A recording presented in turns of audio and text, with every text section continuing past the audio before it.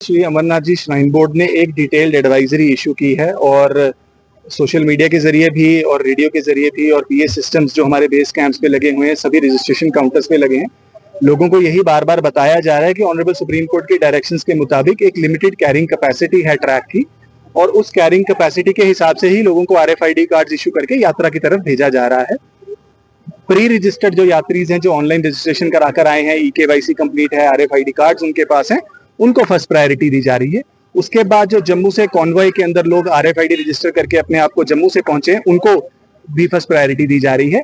उसके अलावा जो कोटा बच जाता है हमारे पास फॉर अ पर्टिकुलर डे, उनको ऑन स्पॉट रजिस्ट्रेशन के जरिए यात्रा की तरफ रवाना किया जाता है।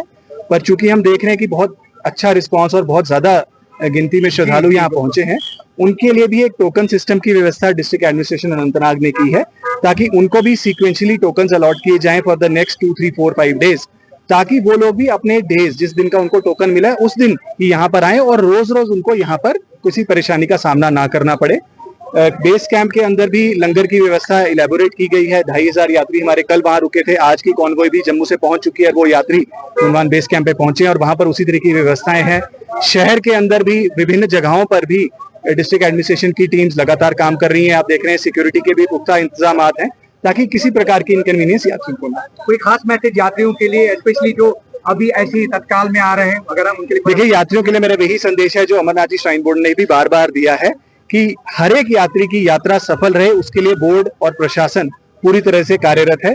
जिस तरीके से फ्लो रेट यात्रा का रहेगा और जो कैरिंग कैपेसिटी रहेगी, उस हिसाब से हमारी कोशिश रहेगी कि ज्यादा से ज्यादा यात्रियों को जल्द से जल्द बाबा बर्फानी के दर्शनों के लिए हम रवाना कर सकें।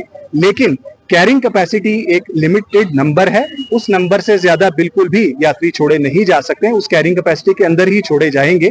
हाउएवर, आने वाले दिनों में अगर जो ऑनलाइन रजिस्टर जिन्होंने किया है, अगर उनकी संख्या में कोई कमी आती है और हमारे पास ज्यादा स्कोप रहता है, तो हम ज्यादा यात्रियों को ऑन स्पॉट रजिस्टर करेंगे।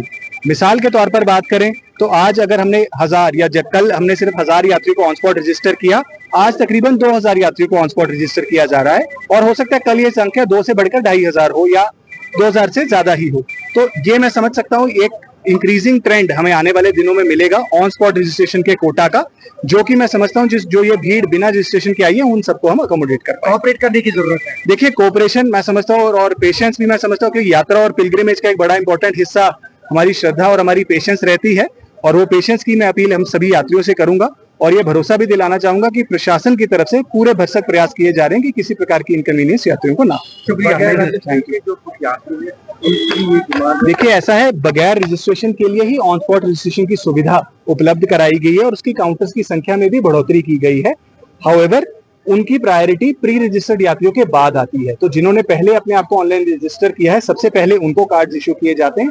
उसके बाद जिन्होंने रजिस्ट्रेशन नहीं किया है, वो अपना मेडिकल चेकअप कराते हैं, EKYC दर्ज कराते हैं, और उसके बाद उनको रजिस्टर किया जाता है। सर, कुछ यात्रियों ने ये कहा कि हमें जम्मू से फिर आगे जाना नहीं चाहिए था और कुछ बताना चाहिए था कि यहाँ पे आने के बाद उनको काफी दिक्कतें पेश आ रही हैं। देखिए, ऐसा है कि ये एक पब्लिक इंफॉर्मेशन है और बार बार एडवाइजरी के जरिए बताया जा रहा है कि आप ऑनलाइन रजिस्टर करें, और मार्च से देश भर में रजिस्ट्रेशन की प्रक्रिया श्री अमरनाथ जी श्राइन बोर्ड के द्वारा चल रही है, और ये आज की प्रक्रिया नहीं, पिछले कई सालों से ये प्रोसेस काफी स्ट्रीमलाइंड है और सभी लोग रजिस्टर करते हैं।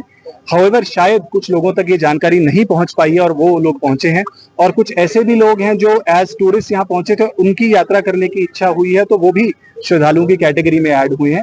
हाउएवर, हमारी तरफ से पूरी कोशिश की जा रही है कि हमने ट्रांजिट हब्स की कैपेसिटीज में भी वृद्धि की है। तकरीबन 80,000 की हमारे पास अकोमोडेशन कैपेसिटी हमने मेंटेन की है सभी वेरियस ट्रांजिट कैंप्स में, चाहे वो श्रीनगर की बात करें, गांदरबल की बात करें, बांडीपुरा हो, अनंतनाग हो, सभी डिस्ट्रिक्ट्स में वो कैरिंग कैपेसिटी हमने मेंटेन की है, इन्हीं सब इवेंचुअलिटीज का ख्याल रखते हुए। और हमारी कोशिश है कि जल्द से जल्द हम सभी श्रद्धालुओं को बाबा बर्फानी के दर्शनों के लिए रवाना करें।